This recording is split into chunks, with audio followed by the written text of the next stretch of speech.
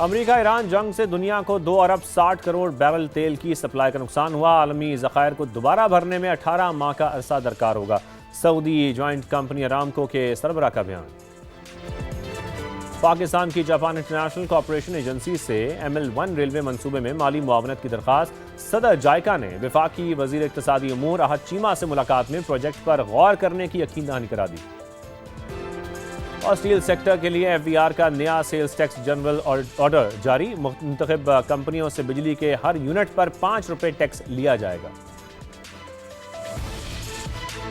यहाँ पर आपको ये बताएं कुछ गैर मुल्की करेंसीज के हवाले से। इंटरबैंक में डॉलर की कदर में आज भी रोज़ की तरह 1 पैसे की कमी हुई, जिसके बाद इसकी कीमत ₹270.75 हो गई। यूरो को देखें तो ये 62 पैसे महंगा हुआ। फिर बरतानवी पाउंड 53 पैसे बढ़कर ₹373.72 का हो गया है। गोल्ड मार्केट का जिक्र कर लें।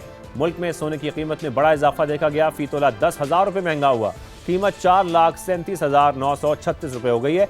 10 ग्राम के रेट्स 85-100 रुपये बढ़ गए हैं। इंटरनेशनल मार्केट को देखें तो सोना $100 फी ओंस महंगा हुआ, जिसके बाद कीमत $4155 हो गई है। आज के मौजू की तरफ आएंगे। आज के प्रोग्राम में हम जिक्र करेंगे पाकिस्तान और ईरान के बढ़ते तजारती ताल्लुकात का, लेकिन उससे पहले बात करेंगे खित्ते में नई डेवलपमेंट्स का।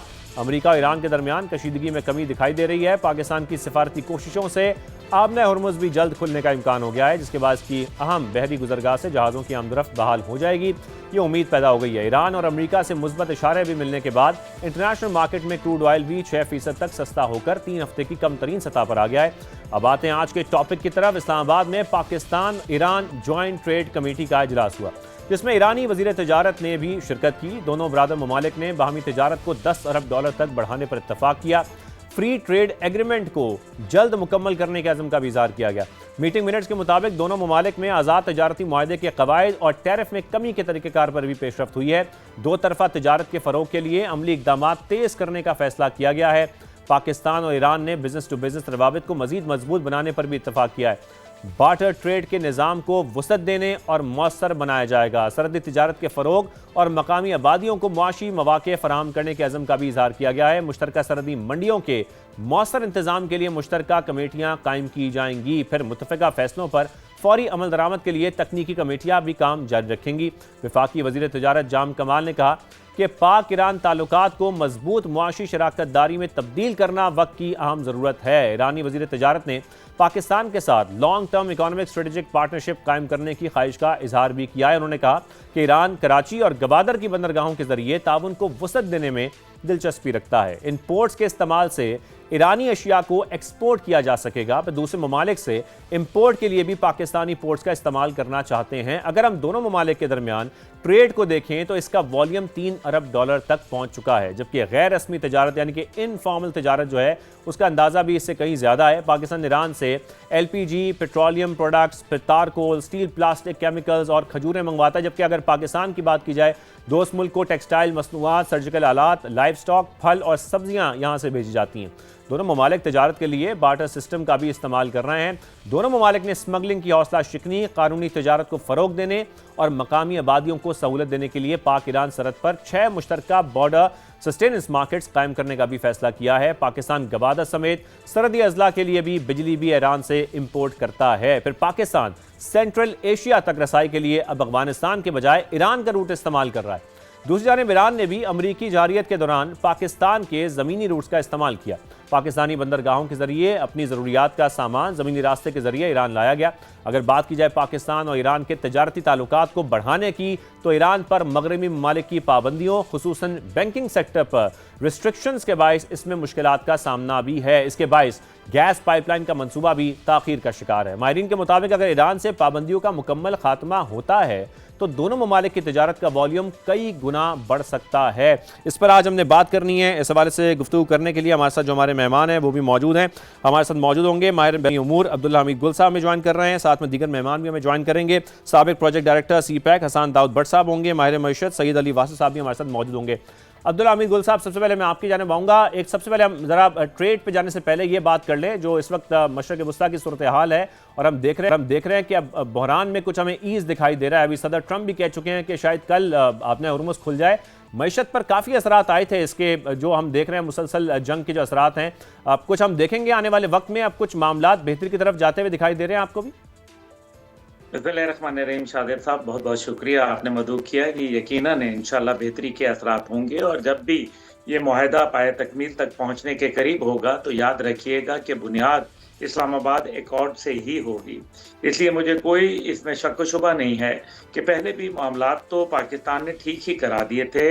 हुर्मुज को भी हमारे फील्ड मार्शल साहब ने खुलवा दिया था, लेकिन उसके बाद फिर अमेरिका के अंदर ज़ाहिर है एक नीयत का फुकदान पैदा हुआ और उसके बाद उनकी नीयत के अंदर इजराइल का तड़का लगा, जिसकी बुनियाद के ऊपर उन्होंने ये सोचा कि क्यों ना फिर हम एक दफ़ा दोबारा अपनी ताकत का इस्तेमाल करके देखें। लेकिन रियलिटी ये है कि अभी जो मुआहदा हुआ जिसके ऊपर बातचीत हो रही है, मुआहदा तो मैं नहीं कहूँगा लेकिन मुआहदे के करीब हैं, ऐसा कहना है Axios.com का, जो कि एक आजकल बड़ी मशहूर वेबसाइट बनी हुई है। और वो ये कह रहे हैं कि ये करीब है। इससे पहले 2 दिन कबल भी अमेरिका की जानिब से ये दावा किया गया था, जिसको ईरान ने रद्द कर दिया था, कि हमारा कोई मुआहदा उनसे अभी तक कोई तय नहीं हुआ।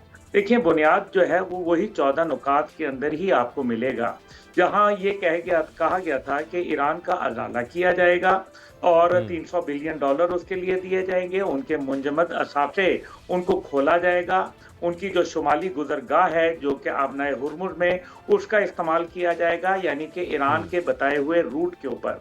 और फिर इसी तरीके से ये कहा गया था कि जो ओमान के साथ एक अंडरस्टैंडिंग डेवलप करके 60 दिन तक इसको मौका दिया जाएगा और इस दौरान कोई लेवी, कोई फीस और कोई टोल जहाज़ों से नहीं वसूल किया जाएगा। हाउएवर, सही। इसके बाद अगर वसूल किया जाएगा, क्योंकि ये क्लॉज इटसेल्फ बहुत सारे क्वेश्चन रेज करता है कि क्या इसके बाद ऐसी इजाजत होगी, क्योंकि आप भी जानते हैं, इकोनॉमिस्ट हैं आप माशाल्लाह, तो आपको पता है अमेरिका पैसा कभी नहीं खर्च करता। तो ये $300 बिलियन तो उनका 39 डेज वॉर के अंदर था।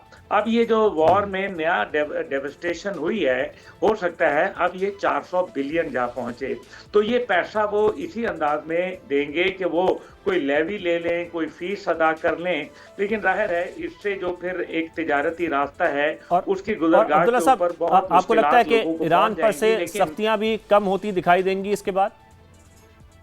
ईरान के ऊपर सख्तियां, जो मैंने गुजारिश की ना कि जो उनके 14 नुकात हैं, उसके अंदर सिवाय न्यूक्लियर के मामलात के बाकी तकरीबन कोई 3671 सैंक्शंस हैं, जिनके अंदर से उम्मीद ये है कि पहले मरहले के अंदर 2400 के करीब सैंक्शंस जो है वो मरहलावार खत्म हो जाएंगी। उसके अंदर जैसे सबसे बड़ी बात है कि ईरानी तेल की तरसीलात, दूसरी जानिब जो है वो उनके ऊपर जो सिफारती पाबंदियां, उनके ऊपर तिजारती पाबंदियां, इसी तरीके से उनके ऊपर वीज़ा रिस्ट्रिक्शंस, ये वो तमाम चीज़ें हैं जो ईरान कर सकेगा और फिर इंटरनेशनल मंडी के अंदर वो डॉलर के अंदर ट्रेड कर सकेगा, एलसीज खोली जा सकेंगी, दीगर बैंकिंग, इंटर बैंकिंग जो ट्रेड है वो ये तमाम जो मामलात है, बिल्कुल इस पर हमने बात करनी है। बिल्कुल बिल्कुल अब्दुल्ला साहब हमारे साथ मौजूद रहिए। हम जरा शकील साहब हमारे साथ मौजूद हैं, ब्यूरो चीफ इस्लामाबाद, उनसे गुफ्तगू करेंगे। हम जो पाकिस्तान ईरान के दरमियान तिजारत को 10 अरब डॉलर तक बढ़ाने पर इत्तफाक हुआ, इस पर बात करेंगे। शकील साहब बहुत शुक्रिया।